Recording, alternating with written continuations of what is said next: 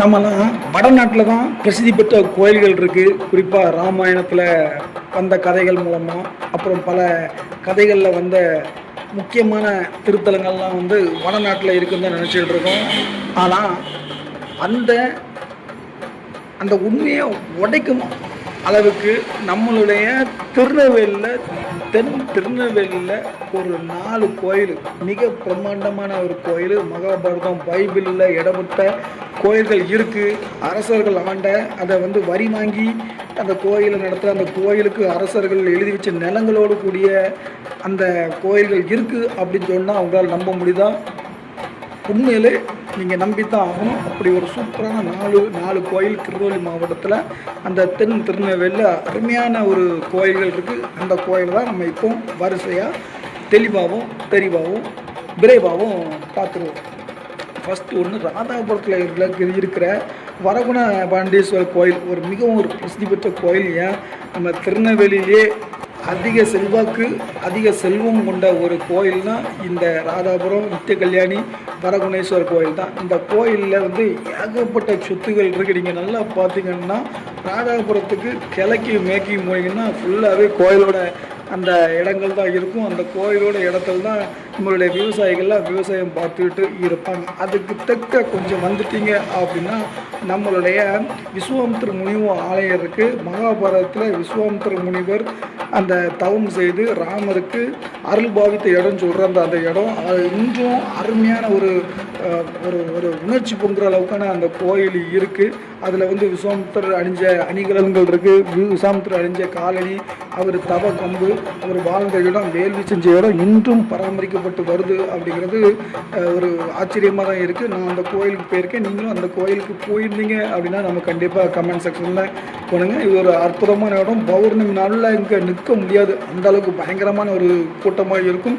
இதில் இன்னொரு ஒரு விசேஷம் என்ன, முன்னோர்களுக்கு திதி கொடுக்கறதுக்கு ஒரு ஏற்ற இடம் இதுதான். ஏன்னா இதுதான் கடலும் ஆறும் இணைகிற ஒரு அற்புதமான இடம். அந்த இடத்துல பூஜித்து கொடுத்தா நம்ம முன்னோர்களுடைய சக்தி, முன்னோர்களுக்கு நம்ம செஞ்ச பாவம், நம்ம முன்னோர் நமக்கு செஞ்ச பாவம் அல்லது முன்னோர்கள் செஞ்ச பாவம் எல்லாம் போக்குறதாக ஒரு ஐதீகம் இருக்குது.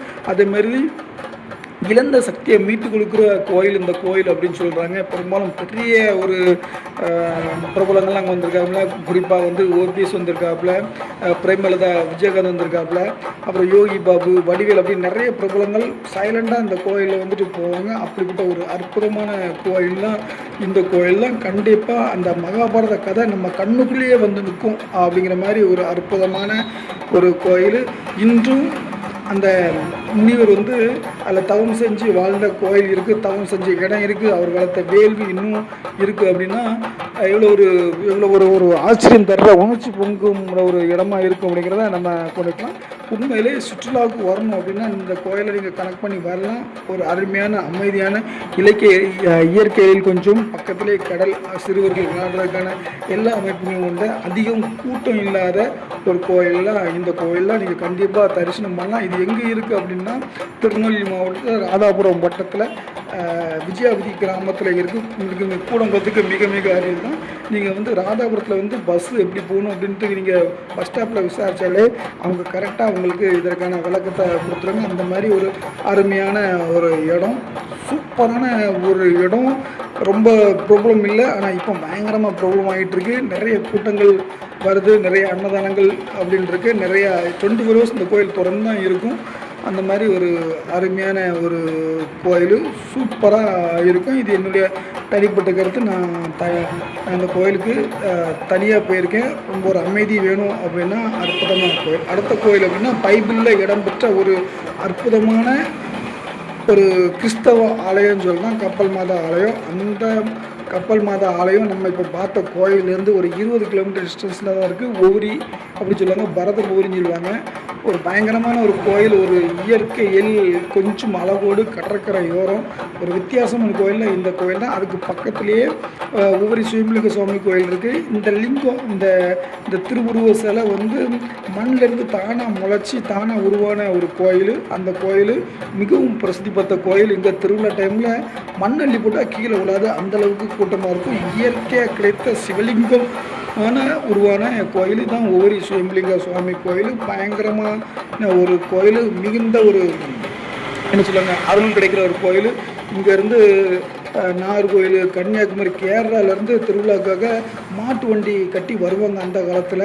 இந்த கோயிலுக்கு திருவிழா அப்படின்னா 10 நாளுக்கு முன்னே அரசு விடுமுறை அறிவிச்சிருவாங்களாம். அதேமாதிரி ஸ்கூல் காலேஜ் எல்லாம் லீவ் விட்டுருவாங்களாம். இதெல்லாம் வந்து ஒரு 20 வருஷத்துக்கு முன்னாடி அந்தளவுக்கு ஒரு பிரசித்தி பெற்ற ஒரு கோயில். கண்டிப்பாக இப்படி ஒரு 4 கோயில் திருநெல்வேலி